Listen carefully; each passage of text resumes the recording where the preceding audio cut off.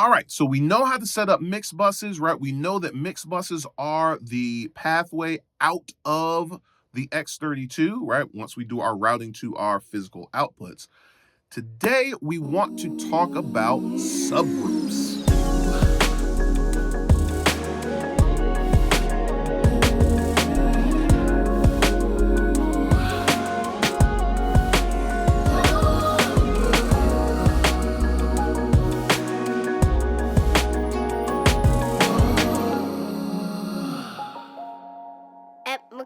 Music.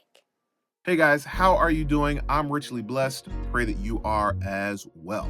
All right, subgroups are a great way not only to manage and kind of organize things internally in regards to the channels that you're working with and being able to get to multiple channels all from one fader, but they also are going to be a great way for us to make sweeping changes to, that are going to impact multiple channels, kind of like what we would do with a bus inside of a DAW. So we're going to take a look at how we can configure that here in the X32.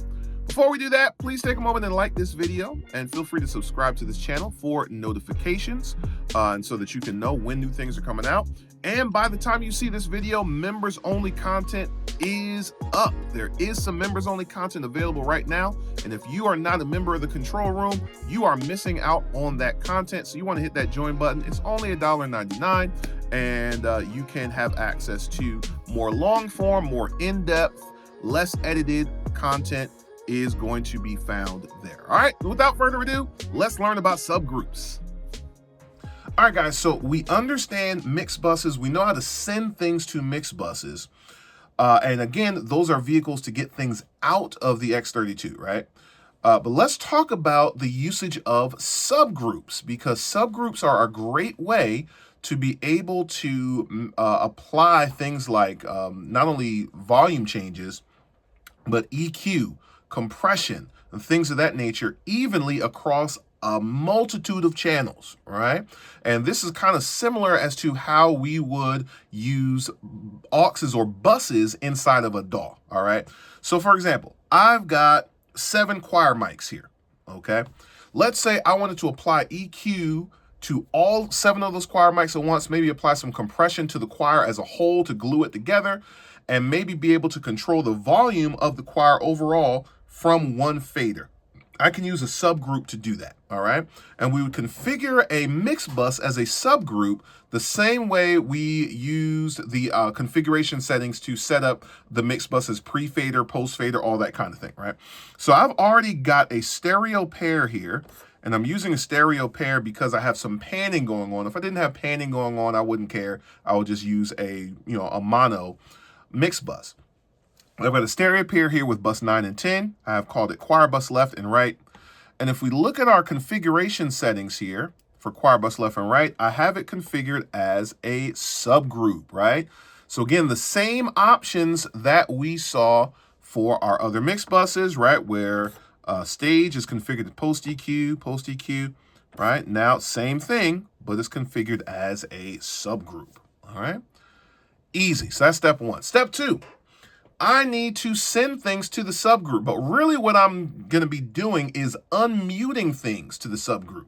It's not a situation whereas with like the stage, where I'm going to be dialing in a mix, right? Or, all these other mix buses, right? Where I'm dialing in a mix. What I'm simply going to do is if I hit my choir bus and I hit sends on faders, all the faders drop down and it just gives me mutes, right? It does not do that for these other ones, right? It doesn't give me mute options. But for a subgroup, it gives me mute options, right? So I'm going to go ahead and unmute choir mics 1 through 7 to be on or a part of that subgroup. Beautiful. Don't need to worry about faders because my fader levels, or however I mix or blend them here, is what's going to be sent to the subgroup, right? And then I'm going to deal with the subgroup as a whole. Now, this is a very important part. Unlike in a DAW, sending these channels to the subgroup does not remove them from the main left-right bus. So as it's currently set up, all these channels are going to the subgroup and they're going to the main left-right bus. I don't want that. So I'm going to simply go to each of these chorus mics, and let's go ahead and remove them from the main left-right bus. Okay? So now I should only be hearing my choir mics through this subgroup. Let's play our track. We're going to notice that we're not getting any signal, or we're not hearing the choir until I move these faders up for the subgroup for choir bus left and right. Let's do it. All right. Not hearing anything, not seeing anything. I see signal, though, popping up on my subgroup. Watch what happens when I push the faders up.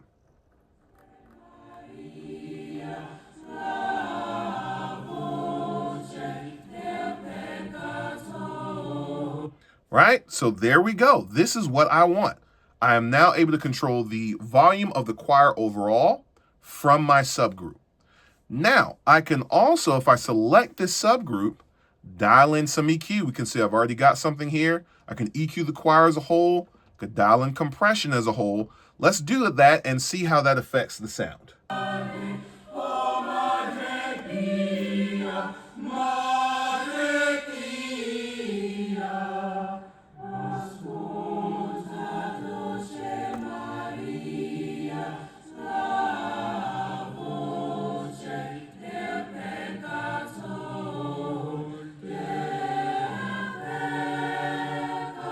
So we can see those EQ changes. Let's do some compression too. All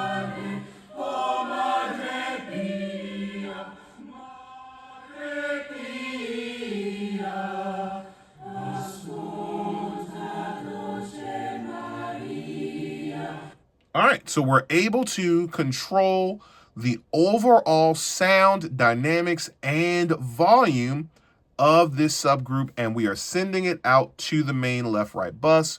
This is fantastic.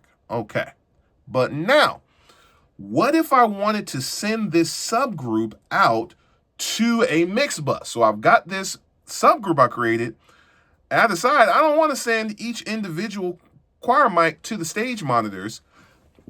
I want to send the overall choir bus, the subgroup, right? Well, the problem we have is you cannot send a bus to a bus.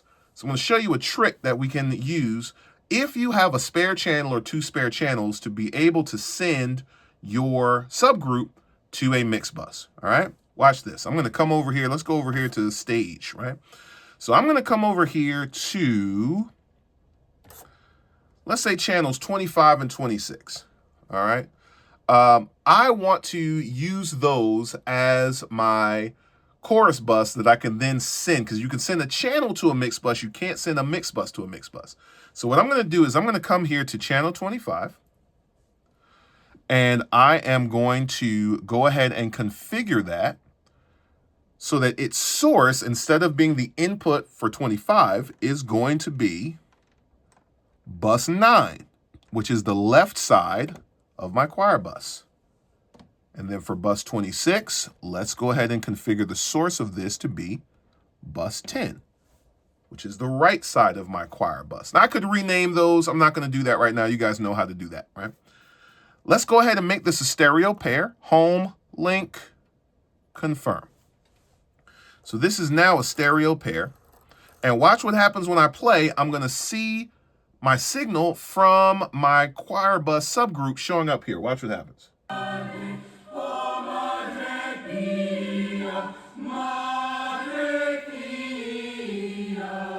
So that's great, right? So that's going there. Now, I do not want this going to my main left-right bus. Actually, I've already turned that off, but this is a key step. Initially, when you do this, these are still going to be going to the main left-right bus, so I want to turn those off. Don't want that going to the main left-right bus. I do want to unmute them, though, because I want to send this now to my stage, okay? So I'm only doing this. I'm not going to pull this up at all in the house. I'm only using this to send that subgroup to the stage. So watch what happens now. Look at the metering. Matter of fact, let's select our stage so we can see the metering. Nothing is going to the stage mix right now. I'm going to go ahead and use sends on faders to send this to the stage.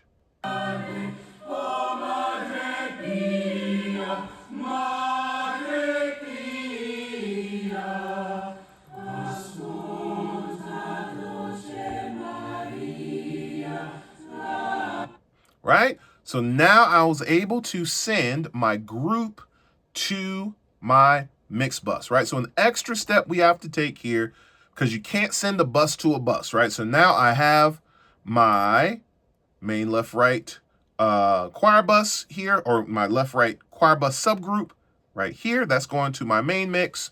And then I have basically duplicated that over here onto 2 unused channels. Now, if you don't have any unused channels, you can't do that. But I have 2 unused channels here, was able to duplicate that there and send that to my stage, right?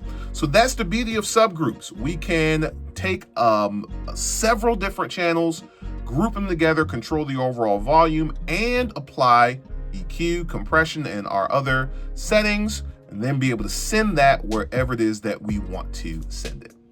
Okay, subgroups are really cool. It's always something that's been there in the X32, but to be honest, I really haven't used them like that.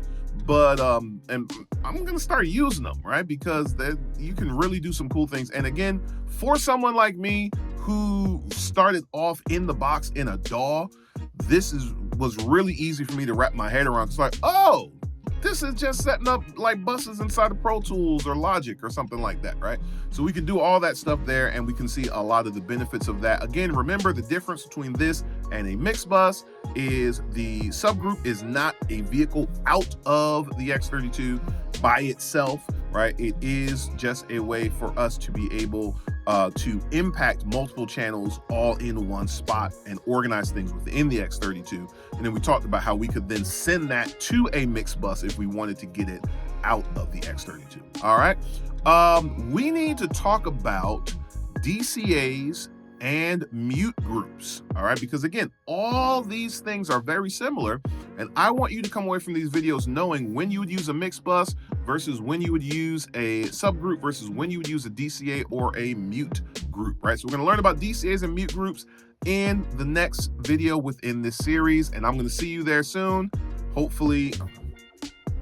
So we're gonna learn about DCAs and mute groups in the next video within this series. So we're going to learn about DCAs and mute groups within the next video in this series.